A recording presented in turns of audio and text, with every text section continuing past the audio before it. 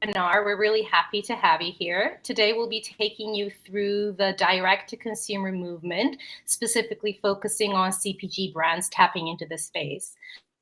But before we kick off, I'd just like to cover a few things. If you do have any questions while we go through the presentation, please pop the questions in the QA box on the right-hand side of the screen, and we'll do our best to make sure we answer your questions at the end of the session.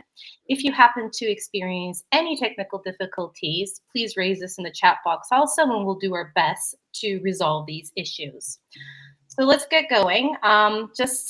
Let's begin with a couple of introductions. My name is Achele Lokmanikim. I'm a creative strategy director here at Streetbees. I've been here for about just a little over 5 years, with about 18 years of experience in the industry, focusing on marketing, communications, and brand strategy. Over to you, Sophie. Hey everybody, I'm Sophie Action-Barr. I'm a Senior Solutions Executive here at Streetbees. I've been at the company for a couple of years now. I used to be on the market research side of the company, and then we had the big generative AI boom, and we've launched a new SBX tool. And now I work more within the product, creating solutions for our clients. And before Streetbees, I used to work within a quick commerce company. So the e-commerce world is something true to my heart, and I'm looking forward to discussing the DTC model today. So a quick little intro on what we're going to talk today. First, Achele will walk you through the evolution of D2C. Then we'll bring up some of the primary research that we've done today, which discusses some of the drivers of choice, the drivers and barriers to the model, and consumer perceptions overall within this channel. Lastly, we'll go on to discuss some of the brands that are winning in this space, followed by some of the wider industry considerations. Cool. So let's just kick off. The e-commerce landscape has changed drastically over the past 20 years. We've seen that brands have been able to open up pathways and open online stores, thereby avoiding the middleman. This has resulted in a surge in D2C challenger brands that have entered the market and are leveraging the opportunity to create strong and loyal direct relationships with their customers. Within the D2C model, you see loads of benefits such as greater control, higher margins, stronger customer relationships, deeper customer insights, and clearer communication strategies. These are all benefits of D2C channel. However, despite these obvious advantages, it's not being fully leveraged within CPG, as only 16% consider D2C for their top line growth. However, it has been growing within the whole industry at a yearly rate of 13%. So what we've done is we've created some studies for you today to help us understand some of these consumer perceptions and what's going on within this space. We've covered over 1,000 conversations within the US, Germany, UK, and France. We split this up into 2 studies. The first and the main focus of the call will be about D2C and the retailers and multi-brands and supermarkets. The second is a smaller study that we did in order to test some alternative hypotheses on brands and store owners within retail. So how did we do this? For starters, we opened up the SBX Copilot. You create a brief and you have a conversation that lasts around 20 minutes. It asks you around some of your key objectives, your research goals, and on the right-hand side, it produces a best-in-class brief, one which you can share with your wider team. It does this not only through generative AI, but also our 8 years of best-in-class examples that we've been training the Copilot on. So what does it look like next? It translates that brief into a survey, which gets launched either through our SBX community or via SBX Direct, which is access to your own community using our white labeling. It sends you to within this research that we've done today, we actually did the SBX community, which we tapped into 100 plus markets, and we've had over 1 million users. The conversation allows you to have a one-to-one style interview with your consumers, and it's no longer just a take of static surveys and closed questions. Those open text questions now with AI follow-ups allows us to do probing, and it helps us dive into the real understanding of specific questions. That means no more vague answers like "I like the taste." You get to a real understanding and qualitative depth at a quantitative scale. Finally, what you get is this interactive report within a matter of days. It produces an exec summary. It has qualitative charts, themes, and verbatims. We also now support the function of photos and videos. What it does is it uses large language models and natural language processing in order to quantify and classify that qualitative research. It does this all in as little as 48 hours, and it's one of those reports that we've used for our research today. Over to Achelia to discuss the evolution of DTC. All right, so let's go ahead, roll up our sleeves, and jump into the evolution of direct-to-consumer models. So if we think about it, for decades, consumer retail categories were really dominated by a select few household brands. But with the arrival of D2C, startups, local or mid-market brands had actually the opportunity to reach the audiences they would have never thought would be manageable, if they could really imagine they could get to. So as the e-commerce industry was starting to flourish, at the same time, the marketing and advertising industry was also undergoing a revolution of its own. And this is specifically the rise of digital marketing, and more specifically, social media marketing. And what we were starting to see were platforms like YouTube, Instagram, Facebook, all allowing brands to get the word out about their brands, offering new avenues to reach consumers, either through influencer marketing, organic or paid social media, which basically meant the entire consumer journey from pre-purchase all the way through to post-purchase was taking place online. This offered so much more attainable and affordable routes to market, alongside, to be very honest, a lot more information that brands did not have access to in the past. If we look into more recent times, specifically focusing on the pandemic, COVID-19 really had a strong impact on the reinforcement of D2C. You know, stores were shutting down, supply chains were being interrupted, inventory was sitting idle or was stocking out, and the manufacturers were really left trying to rethink of new business models and revenue streams. As consumers quickly adapted to the new shopping behavior, many opted to shop online through D2C purchases. And the fact is, by 2022, 64% of the consumers worldwide were purchasing directly from brands. So this was a huge shift. But what happened was, following the pandemic, the cost of living crisis followed worldwide. And this started to pose a threat on name brands, and also by default to the D2C models that they had created. The cost of living was increasing, spending power was decreasing, and private label demand was going skyrocket. And this was compelling people to go back into the retailer store, to the supermarket aisles, to hunt for the best market and the best deals. So all of a sudden, D2C started to become less of a priority once again for the consumer. Now, in today's world, as we kind of stabilize into the new norm, the future is actually quite bright. So if you could just go to the next slide. When the reason for this actually comes in threefold. So first of all, there's no denying the power of e-commerce retail right now. It's actually booming. The space is expected to reach $7.4 trillion in $20 in 2025, with a CAGR of 12% over 2020 to 2025.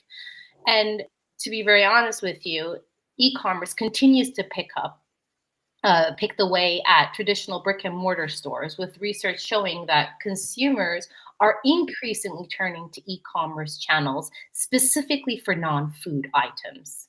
Now, if we look at the second fold, which is D2C itself, we actually see that D2C is one of the key market trends shaping the future of e-commerce.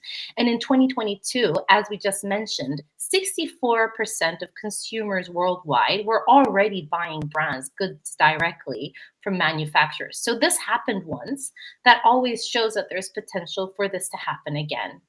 And just to give this a bit more perspective, this means that in 2022, the 64% of the population we're talking about actually means 1.7 billion people. And this represents an increase of 15% of the worldwide population switching over to e-commerce compared to 2019. And finally, there has been a clear lasting effect of what happened during the pandemic and its impact on purchasing behavior. So as consumers, myself included, we've become very accustomed to having products delivered to our homes. Literally every single product that we wish for is at our fingertips. And social media has become a huge facilitator for this. And it's become increasingly sophisticated in the way that social media interacts with social media users and brands, where brands are able to integrate e-commerce operations seamlessly into social media, allowing consumers to shop for whatever they want at any moment that they want with the ease of an app. So, if we look at the past and we look at the future, we actually are able to see an evolution of how D2C has kind of moved over the course of time. Now let's kind of switch gears and look at the state of D2C within CPG itself. So within the CPG space, D2C has proved itself to be a very promising model. For some, the model has been detrimental if they haven't been able to kind of catch on to the new trend. And for some, it's been an extremely exciting ride.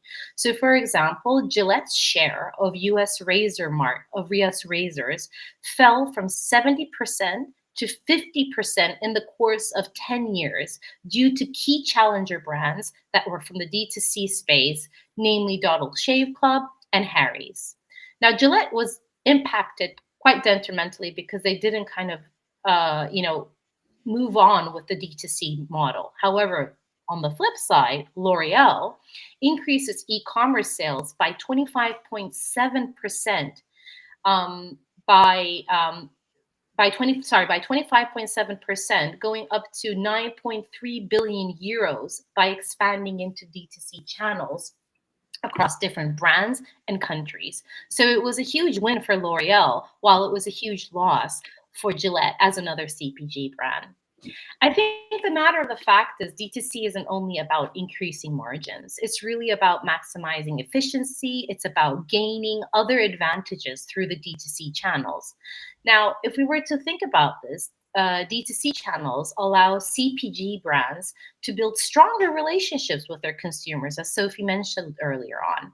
It allows brands to compete with startups. It allows brands to explore new products and markets, and more importantly, perhaps, gather crucial first-party information about their target audience and allow that information to feed back into their overall brand strategy. Now, I've just gone on about how amazing D2C is, but as Sophie did mention, the research shows that under 1 in 5 CPG companies actually rate D2C as a key trend for top line growth. So why is this? How is this possible? How are consumers engaging with CPG products in the D2C space? And how can brands really set themselves up for success moving forward? So the remaining of this webinar will be delving into this data to shed some more light on these specific questions. And over to you, Sophie.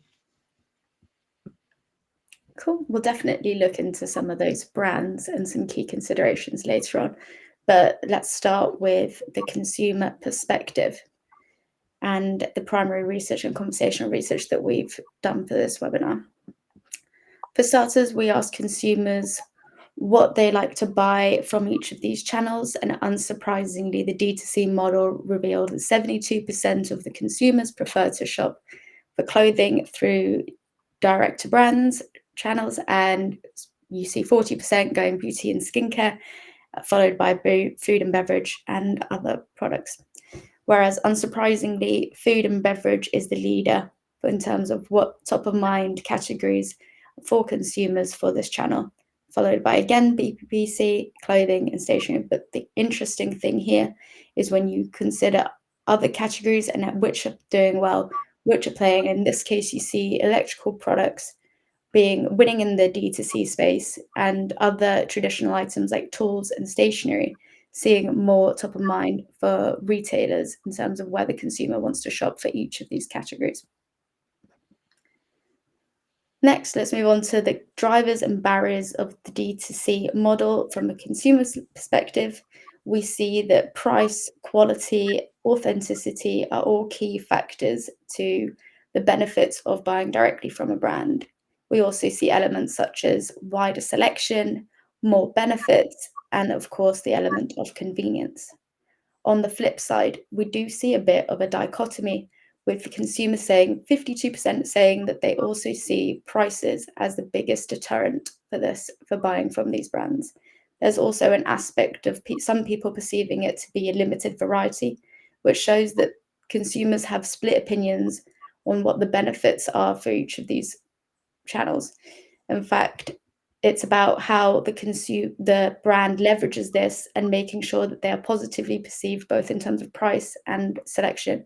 And therefore, we'll discuss later on about the importance of satisfying each of these drivers. And just in terms of the barriers as well, you see some common trends in e-commerce more generally, such as shipping times, availability, and shipping costs, which are main concerns to the consumer. With the second research that we did, what we mainly wanted to discover was what the quality and price perceptions were, and if they were due to the channel or to the product itself. So how do branded products fare against store-owned products is what we dived into. We uncovered, simply unsurprisingly as well, that branded products are perceived to be more expensive, 80% even. 42% perceive branded products to be of a greater quality, but in terms of effectiveness, they do weigh themselves to be fairly equally matched. There was other key considerations such as ingredients and composition, past experiences, and familiarity that also weighed in terms of perceiving each of these brands. However, you can see that price and quality are just hygiene factors for each of these brands, and they actually need to tap into those other secondary barriers that are really what going to be influenced by the D2C model. Lastly, we discussed the frustrations. We really wanted to dive into this topic. The benefit of the SBX tool is that we get these rich verbatim, and an example on the left-hand side, we can see some frustrations within the D2C model, such as consumers saying that delivery can take a really long time, and when considering next day or faster delivery, it's often more expensive. Therefore, they end up checking retailers and they do some online browsing and comparisons to find the best cost choices. Secondly, this male consumer mentioned that buying directly from a brand lacks the convenience of purchasing multiple items from different brands in a single order, which would allow me to save on shipping costs and avoid the hassle of tracking multiple parcels arriving at different times. I think this user has really identified one of the key barriers to the D2C model, which is if we were to all pursue D2C channels, there would be a significant amount of costs involved, hidden costs, whether that's service fees, delivery fees, and so on. Hence, we really need to try and position yourselves to be of more value, and hence why things like loyalty schemes, offers, and other factors are so vital to this channel. On the flip side, we see that there's also several frustrations with retailers. In fact, half of the consumers were able to find specific frustrations within this channel, which was over double the amount for the D2C. There was a lot less frustration and concerns when people are buying directly from a brand than with retailers. And in this case, someone's mentioned the fact that they're frustrated with stock levels, the store is overcrowded, they refuse to purchase an item that's more expensive just because the desired item's unavailable. Additionally, and what Acheli was saying earlier with the rise of COVID, there's been an increased amount of people that are triggered from an anxiety perspective due to large crowds, and it impacts their shopping experience. Acheli, over to you to discuss some of the other choice drivers. Thank you, Sophie. So I'm going to take you through a section where we're going to take a deeper look at some of the choice drivers for D2C versus retailers or supermarkets. Now, as Sophie said, when we ran this study, we wanted to understand what the influential factors were in choosing D2C versus retailer stores when making purchasing decisions. And in the survey, we specifically looked at the impact of a couple of dimensions. So discounts and loyalty programs were obviously something that we were interested in, the notion of sustainability, the notion of branding and advertising, and the impact that these factors have on consumer decisions in making a purchase directly from brands versus retailers or supermarkets. Now, if you look at the chart, you can see that 88% of these decisions are actually being made based on price. No huge surprise. This is a huge influential factor for consumers to kind of gravitate towards D2C rather than conventional retail stores or supermarkets. Now, the other ones we're going to be getting to in more detail, there are some interesting things there where sometimes there are a bit polarizing opinions on this, or there are specific actions that need to be taken in order to be relevant with these sub-dimensions within the D2C category. Now, I'm going to start by focusing on the biggest one, which is loyalty and discount programs. So discounts exert a considerable amount of influence over purchasing decisions, right? I think this isn't big news for anybody. Like, it applies to all of us, really. And 87% of shoppers actually find loyalty programs and discounts influential, with 51% considering to be very influential, specifically when they're doing D2C purchases. And only 3% deem it as not being influential. Now, honestly, when we saw these figures, we weren't really that surprised, because price is always something that's top of mind for consumers, especially coming out of a crisis, so on and so forth. But what happened is, when we were actually analyzing the open text that came from price and loyalty programs, we were able to pick out a specific theme that was emerging, and that's the importance of having a community. Now, we did kind of explore this topic briefly from a brand perspective, but it's really intriguing to observe that what a community membership means from a consumer standpoint and the distinct advantages it yields. So aside from the practical perks like savings, free shopping, convenience of delivery, there are also intangible advantages that come with loyalty schemes that's specifically associated with a sense of belonging and affinity. So people actually start feeling part of a bigger picture. And I think a great brand that did this, and interestingly, this actually kind of evoked a lot of discussion between Sophie and myself. Pepsi not that long ago launched the Tasty Rewards scheme, which was basically an opportunity for consumers to engage with a portfolio of PepsiCo brands. Each time they purchased, any of these PepsiCo brands, participants were able to kind of earn some kind of loyalty points, unlock benefits like coupons, get themselves discounts or freebies. Now, when we were talking about this with Sophie was like, I don't understand why I would have to go online to buy a pack of crisps and a can of Coke, right? She's like, why would I go online? I'll just go to the convenience store just down the street. And then it became very apparent that all of a sudden that loyalty schemes actually are impacted by household composition and demographics. Because me personally, I'm over 40 years old. I have 2 kids, a husband, and I have a house that's pretty packed. And all of the goods that PepsiCo is offering is something that's quite frequently in my pantry. So, being able to do this purchase from a D2C channel that is offering me perks like this not only allows me to spend, more time for myself or more time at home, not having to go to the supermarket to constantly replenish this, but also offers me the opportunity to kind of shop for good bargains for this, because these are things that I'm going to buy regardless.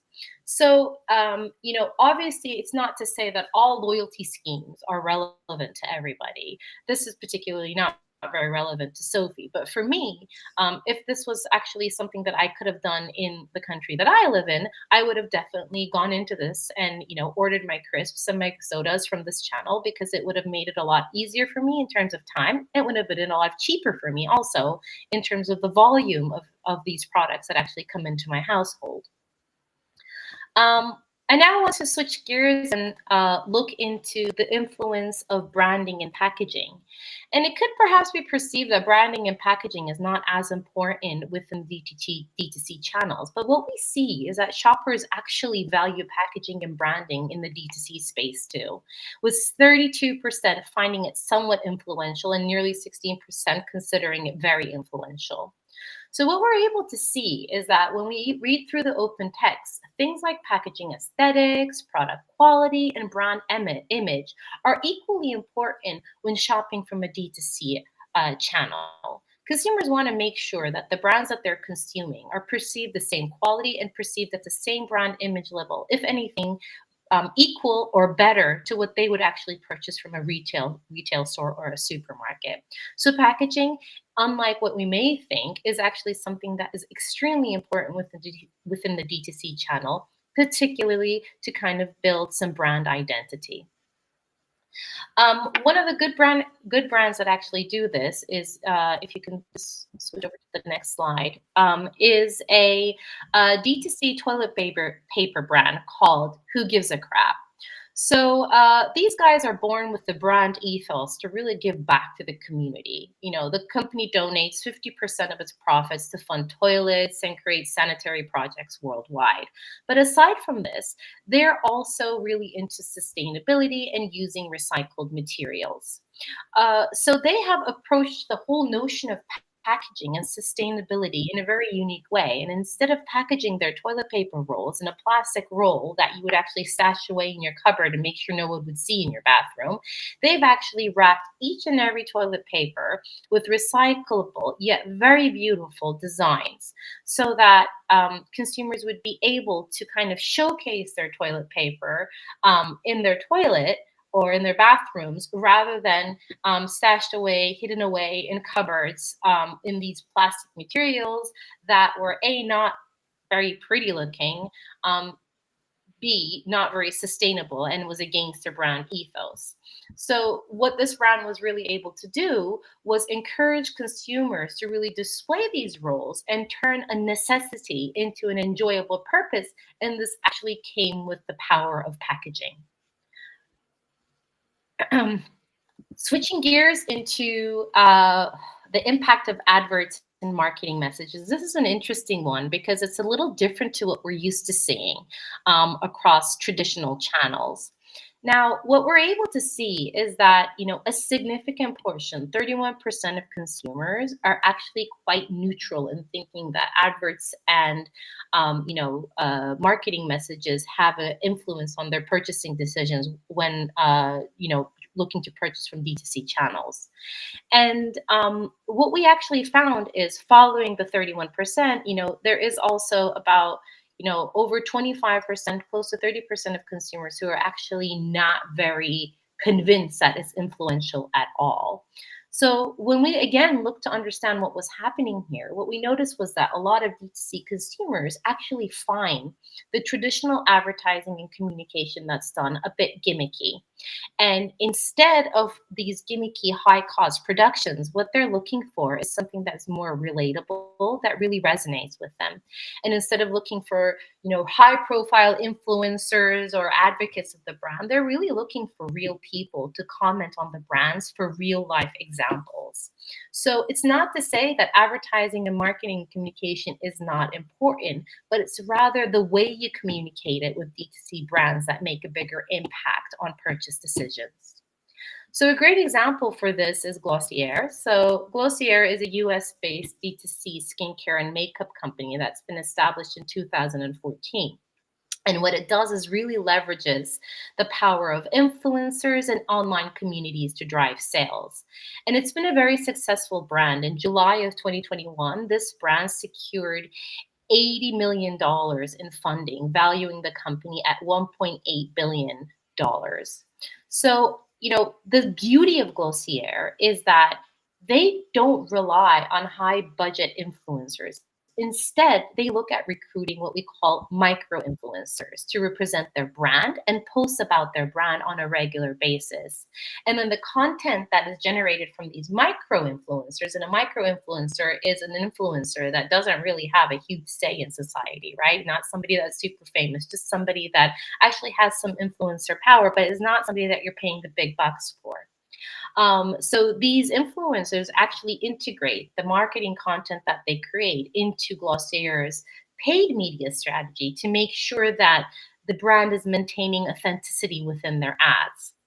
And moreover, these guys are able to kind of encourage customers through really, fun stuff like try-ons. They try on the products themselves, they try on the makeup themselves, show the consumers how they are, and the consumers are then able to see how the actual product works, how it interacts with a regular human. Um, Sometimes even in real time on social media. So, what happens is this approach of using micro influencers really ensures Glossier to remain relatable, featuring ordinary people in everyday life, and actually is becoming a key part of Glossier's brand narrative. So I think it's really important to see how, I was really interested with this because, coming from a communication background, for me, above line communication was the god of everything when I was in the industry. And it's really interesting to see right now how things have pivoted into a world where things are actually, the celebrity that you use is not that important. It's actually how real and relatable that person is. So this was really interesting for me to find out through our research. I'm now going to tap into the concept of sustainability. Now, I'm pretty sure plenty of you have at some point in time asked your research partners, how important is sustainability for our brand? What do our consumers think about sustainability? What are our expectations from sustainability? This is a really hot topic. And so we wanted to understand the importance of sustainability in D2C. And what we see is that consumers are actually pretty split. While 50% of the consumers are feeling neutral and don't really feel impacted by, sustainability being an influence for purchase decisions on D2C, another 50% is like, oh, this does really influence me. And what we see is that there is a split. Now, there is a group of people that actually see like the number of packages that are coming to your house as part of D2C to actually counteract the whole notion of sustainability. There's a lot of packaging associating with DTC, they say, tons of different packages coming in and out, a lot of cardboard being used. But then on the other side, there are people that are saying, nevertheless, this is still, more sustainable than your traditional methods. So when we actually look at how sustainability plays an importance across, categories, it's really important to focus on what market you're planning to initiate your sustainability actions on. So if you go to the next slide, Sophie, what we actually see is that Germany and UK, for example, are consumers that play a leading role in environmental care, with over 60% of respondents actually prioritizing, environmental concerns or sustainability. Whereas in a country like France, this figure is only 26%, whereas in the US, this figure is 37%. So basically, the appetite for sustainability across markets are different from one another. So there's no reason to talk about sustainability and rave about sustainability in a market where it's not really resonating very strongly in. Now, in the markets that do resonate strongly, I want to give an example of a sustainable brand called Bite, which happens to be a D2C toothpaste brand. What they have done they've eliminated all animal-based ingredients in their toothpaste formulas and actually have 100% plastic-free packaging that has no impact on animals or the environment. Now, I think that the beauty of this brand and what this brand has done is not only created a sustainable package, right? So this is a product that has a glass bottle, an aluminum lid. So the packaging is quite sustainable and recyclable, but the actual product, the pods themselves, are also not harmful to the environment and to animals specifically. They're actually little capsules of toothpaste, and you wet your toothbrush, you stick one in your mouth, you wet your toothbrush, and you start brushing your teeth. So it's not like a regular toothpaste tube. Where you have that plastic or where you have all those ingredients inside, which are extremely chemical and harmful to animals and to the environment. So I think while we're approaching sustainability, there are two factors that are really important within D2C, and I actually think probably beyond D2C. So sustainability only is meaningful if you have a group of people and an audience that's interested in sustainability. Second of all, sustainability needs to be 360 sustainable for it to be really meaningful. So this brand, as a package, as its packaging, as its lid, as its product, is 100% standing for whatever claim of sustainability that they have. So it's a 360 sustainability approach that they're having, which is what is resonating with consumers really well. So I think, well, threading through sustainability in D2C and also in the larger landscape, it's really important to understand these specific parameters and be able to action on sustainability accordingly. And that is the final section on the brand spotlight. I'm going to give it back to Sophie right now so she can talk about how to win with brands in D2C. Thanks, Australia. I think it was interesting. Yeah, you and I definitely had some back and forth in terms of sustainability and the D2C model. I was more of an advocate for it from a consumer perspective. You get to be more engaged. From a company perspective, you get more of a brand identity and you can have more traceability. You can shout about your values more so using this channel. But obviously there's wider considerations about your supply chain being and what that really means, whether it's going to be more or less sustainable when you're delivering directly to consumers. And there's definitely considerations from that element. And it might be that the D2C channel is winning because of in sustainability mindsets because of a consumer. So there is an element of sort of social ESG then and compliance that companies have to really take responsibility in the action and not fall into the greenwashing side of things. But yeah, it was an interesting, it's a bit of a controversial bit of sustainability in this model. Cool. So I'm going to now talk about some of the examples of winning brands within D2C. We know for a fact that there's over 20,000 D2C brands in operation at the minute, creating revenues of over 160 billion this year. Most of these D2C brands fall within the lifestyle, accessories and clothing categories, but it's also a viable option for CPG brands. The BPC space is ahead of the game. They are reaping in all the benefits from D2C, and they make up 1 in 5 of the brands fitting this category. Through selling direct and emergent brands and startups that have been able to compete with incumbents and nibble away at the profits, they've adopted and refined some really clever strategies to play successfully in the space that are all worth familiarizing ourselves with. So here we've got an array. We'll start with the top left-hand side where we talk about subscription models, and in this case we've got a good example from Heights. The subscription model makes it incredibly easy for products to arrive on a regular basis without having to do a hefty one-off payment. Therefore, it's the pain point for consumers of letting go of that money is really reduced, but also brands produce a recurring and predictable revenue stream for businesses, helping to scale and grow. On the right-hand side, and I think it's something that Charlie has clearly touched upon as well, it's the effective and branding and storytelling isn't just nice to have, but they're must-haves for thriving in today's competitive landscape.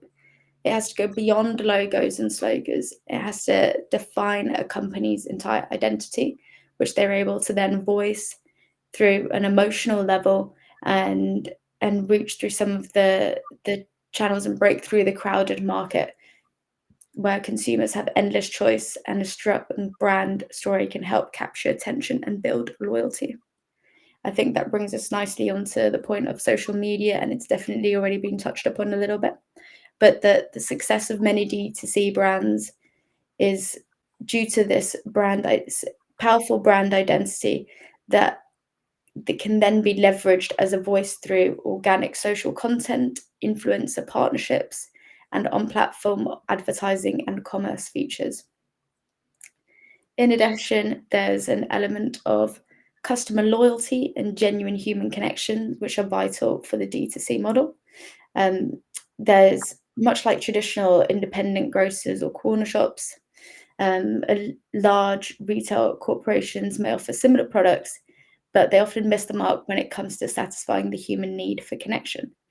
Access to first-party data, which Celia was mentioning, and direct communication with customers gives D2C brands a significant competitive edge in relational marketing.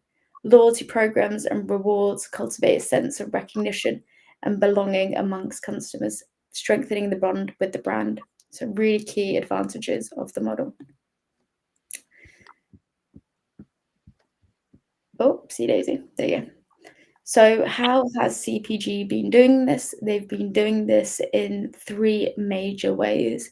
Starting from the left-hand side, they've tapped into some of the existing brands and set up e-commerce platforms for them, such as in 2020 with PepsiCo, which demonstrated leadership by launching the pantryshop.com and snacks.com. Similarly, Heinz has introduced Heinz to Home and enables shoppers to purchase bundles of their favorite products. The closure of brick and mortar salons during the pandemic led L'Oreal to launch an e-commerce platform for Keratis, their salon grade hair care brand, mitigating threats posed by lockdown. So the really clever ways here that all 3 brands have managed to activate within the D2C model. But there's also the fact that they're aware that certain brands and styles might be more beneficial, so they have also launched new brands.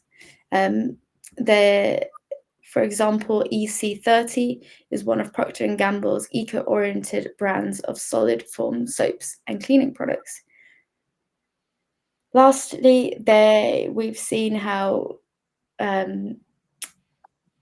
these brands have been able to nibble away at the profits of the incumbents, and therefore there's been a large number of acquisitions, not to mention Unilever's being extremely successful in this area. They've acquired dozens of companies, including the previously mentioned Dollar Shave Club, that was for like $1 billion in 2016, Schmidt's Naturals for an undisclosed amount in 2017, and last but not least, Graze for 150 million in 2019.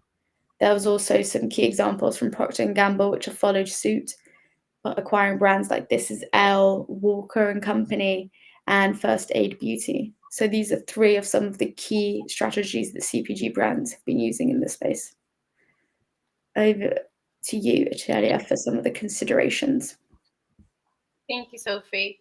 So I think some of the considerations that we're going to go through right now are going to be, a bit of a summary of what we heard about today. So I think one of the key things that we need to remember when we are trying to get into the D2C space, and if we're trying to play in the D2C space, is that we are actually looking for a shift in retailer in consumer behavior within the retail landscape, and we're actually expecting them to shift to a new channel. And the key to make them feel the key to the success is by making consumers feel rewarded in doing so. So this is why we've touched on loyalty schemes, and why loyalty schemes are highly effective ways of driving repeat in DTC. So I think what's important with DTC is not to get somebody to try your product with DTC, but to continue to come back to you as a brand. And in order for you to do that, you need to actually give them a reward. You need to give them an incentive to do so. That's beyond price. That's beyond it's a nice product. So this is why, loyalty schemes are extremely beneficial and are definitely things that should be considered in the D2C channel when we're considering our brands to kind of move into that dimension. So we definitely need to think about how the consumers can reap rewards. The second thing that I think is really unique to the D2C channel is that, multi-brand retailers really fall short of being able to listen and to be able to really live the customer experience. And people that actually shop in traditional retail stores or supermarkets don't really feel like they're being heard. They don't have access to the brand, the manufacturers of the brand. So if they have a problem with their brand or if they have a suggestion for the brand, they don't really have a concrete voice that they could speak to. If they have a problem, the only one that they can actually go to is they're going to go to their retailer or they're going to go to their supermarket and complain about the performance or the quality of the product. But it is not really going to go beyond that. So as a D2C brand, you have an incredible, a competitive advantage to use, social media to your advantage to really listen to what the consumer is saying and to learn from them. And if you think about it, this isn't only a platform for you to listen and interact and say you're sorry and ask, do whatever with regards to refunds or anything like that. It's actually a platform for you to be able to identify potential new innovation ideas, potential new ideas that might be challenging but could be of interest to the consumer in the long run. So D2C and the way D2C actually works really allows you to listen, to learn, and furthermore to build on the customer suggestion to create, a more innovative and on-the-spot, relatable, resonating innovation pipeline. And I think the third thing that's really important is really feeding the fandom. So when we conducted our 2024 Trends webinar earlier this year, we understood that the concept of fandoming was booming. And what fandoming is basically, the consumer and people's adoption and normalization of what we would consider extreme fan behavior, right? Like, so this might be, moving beyond identifying your brand, a specific brand as your love brand, but wearing their apparel, championing them, creating extreme behavior for a specific brand that's not really anything of your doing. So I think within D2C, there really is a strong and unique opportunity to create a brand identity that's so hyped up that could feed the notion of that fandom. As brands, we really need to think about how we can drive a start to finish brand experience. If we think about traditional marketing, 360 marketing, driving brand experience, this applies to D2C also, but it applies even more because you are able to create a brand identity that's really solid, and you're able to build that brand identity together with your consumers. So there's really an opportunity to leverage the brand identity in order to create the fandom, and also perhaps leverage ideas like CRM opportunities to offer, unique merchandises or collaborations or different types of styles that you can work together with to create a very specific, unique identity and positioning in the market. So overall, I think, when Sophie and I were actually thinking about this topic, we actually thought that the key three takeouts in terms of how to really build, brands within D2C kind of boiled down to these three topics. When we look into the pros and cons, actually, Sophie, I can hand this over to you to go through the pros and cons. We had extensive discussions about this, so why don't you take this one? Yeah, I think we got a bit carried away prepping for this. Yeah. There's definitely some high number of debates, but I think, in my opinion, we've got obvious cons to this. So, I mean, the whole presentation has been really positive. It showed a lot of the benefits that the DTC model can do. I think it's unrealistic to not mention that there's an extremely high setup cost, but something that we haven't really discussed is really innovative ways that which is being done. For example, Pepsi actually acquired an already established quick commerce company in order to launch some of their .coms, which I think really helped them minimize the cost. It helped them focus on the strategizing and the positioning and focus their actual efforts there, really reap the rewards in that sense. Unilever was smart again, and they partnered with Grab. So there are definite ways that you can minimize these costs that are a bit more outside of the box thinking. I think it's also key to note that I don't think D2C will be a top line revenue driver. There are definitely hidden costs and high margins and stuff like that, and high average order values that are needed in order for the model to be sustainable. But I think considering it as an omni-channel experience is really where the model should be considered. It's more of a hybrid sense. I mean, we've seen key experts in the area talk about the fact that there's lessons in distribution and the fact that mixing channels is the key optimum reason to success. The actual pros of the model is that you're promoting the loyalty loop, you're engaging your top 20% of your customers, and there's an 80-20 rule, which is that 20% of your customers actually makes up 80% of your revenue. So therefore, having a primary data source on those customers really helps with innovation.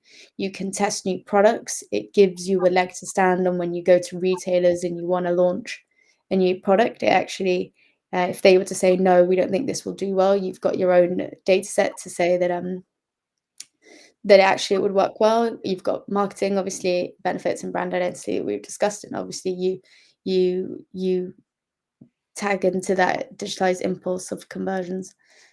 Cool.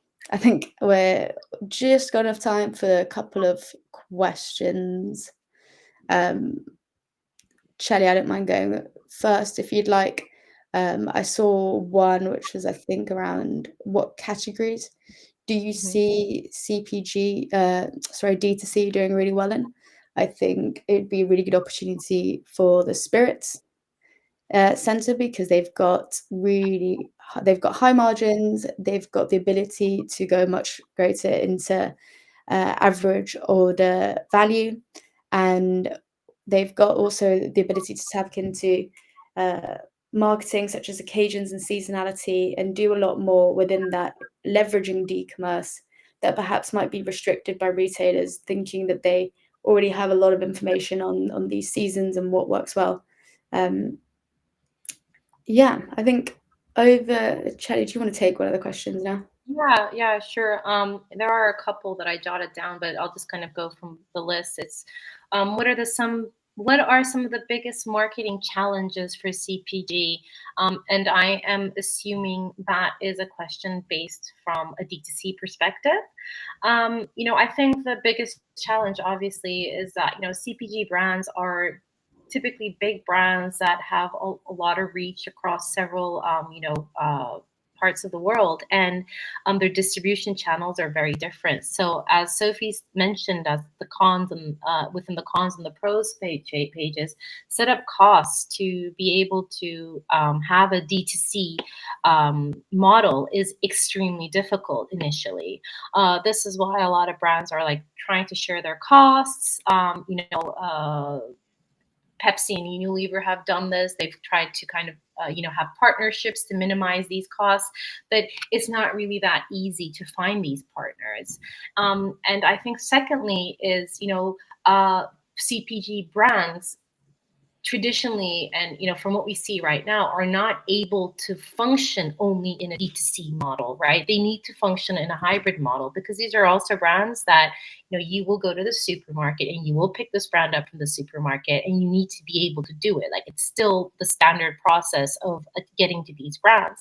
So not only is it expensive, but you actually need to have a very hybrid way of working within the business, and the strategies that you need to develop need to be catered to DTC versus regular retail. I think, there are a lot of, as the quote from the Harvard Business Review said, there are a lot of advantages and disadvantages to different channels, and running them both at the same time is actually, both difficult and, is can be quite expensive to initially start off. Sophie, do you have another question that you want to pick up? Have some time?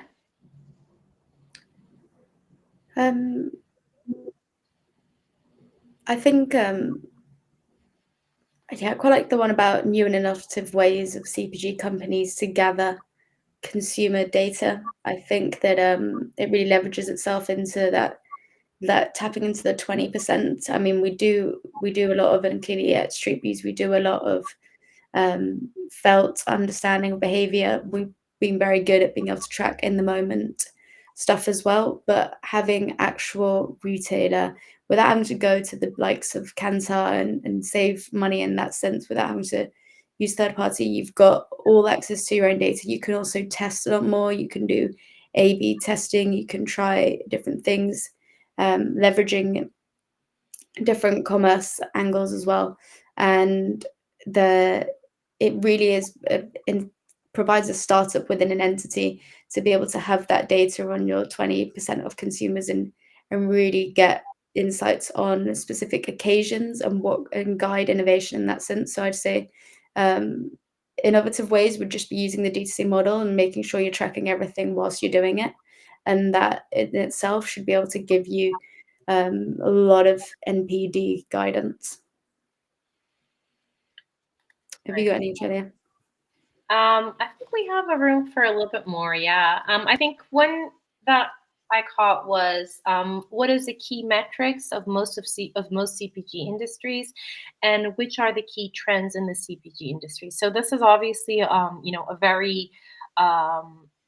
very broad question, in the sense that, like, it really depends from industry to industry. But I think one of the key metric that runs across the industries and across the categories is differentiation, especially in today's world where everything is so cluttered and you have access to so many different options, so many different brands for a single product. Differentiation has really become a crucial aspect for brands, and specifically CPG brands, to cover. And I think, this is why DTC is a great opportunity, because you are not only able to differentiate your brand in terms of the sales model, but you're also able to kind of push the limits of how you want to create a brand identity for your brand. And then in terms of key trends in the CPG industry, the one that came to my mind right now is specific to, personal care, specifically beauty. There, with the cost of living, obviously, with increasing, and people kind of being a little bit tight on their budget and still being quite concerned about the budget, duping, specifically in the cosmetic industry, has become a trend. And for those who don't know, duping is basically creating a similar product with slight differences to a more novel, more luxury brand. So this could be perfumes, this could be, I don't know, a very specific type of concealer or foundation, or something that has something that's a gimmick to it, and then something, a brand that is, known for more quality and value, can go ahead and mimic and dupe the original luxury product to create something that's available for the mass market. So I think, again, similar to, because of the cluttered landscape, duping is actually becoming key way for brands to actually create a competitive advantage in markets where consumers want to get something that's more luxurious but can't because of price limitations. Cool. I think the last but not least, I think we've got 1 more minute left. Achalia, there was one question about what brands should we be learning from today, and I know you're a really advocate about Harry's. So I think Yeah, if you want to tell the people today about yeah, your story. sure. So I actually had the opportunity to work with, Gillette some time ago, and they were really concerned about what was happening in the razor market, specifically in the US and in the UK, because of challenger brands like Dollar Shave Club and Harry. So this is when, I really had the opportunity to look at what Harry was doing and how it was actually flipping the whole industry upside down. And I think Harry's is an example brand that not only kind of completely changed the way of how you can actually buy razors. It added a whole level of customization, personalization. It became the man's accessory, rather than this like toiletry item that kind of sits in your toilet and you kind of use it to shave. The way it's distributed, the way it's marketed, excellent marketing, really beautiful products, that actually looks and feels good in your hand. And I think the most important thing is, for years on years, Gillette has been talking about the clean cut shave, how you need to be clean and smooth cut to be presentable and acceptable in society. And Harry's came in with this completely different positioning and said, no, you don't have to do that. You can actually have a beard, a mustache, a stubble, a this or that, however way you want to look. That is part of your identity. And as Harry's, we promise to help you maintain that identity with these great razors that we have. So it was really nice and really extremely interesting to see how the brand actually evolved the space of shaving. And, I mean, if we kind of think back, and it still exists today, I very rarely see men that are very clean cut, unless they're very particular in a very specific industry where it's expected. Having a beard, different types of hairstyles, mustaches, everything is okay now, and it's considered to be, part of your identity. So I think this was extremely enlightening, and it was a game changer for the personal care industry, specifically for men that had to kind of adhere to a status quo. Um, yeah, and I think with that, we have come to the end of our session. We just want to let you know that we will have a white paper coming up to kind of to flesh these topics that we talked about today. So feel free to kind of watch out for it in your emails. And yeah, it was an excellent session. I'm very happy that you guys all joined us today. Thanks for joining, everybody. Have a lovely rest of your day. Bye.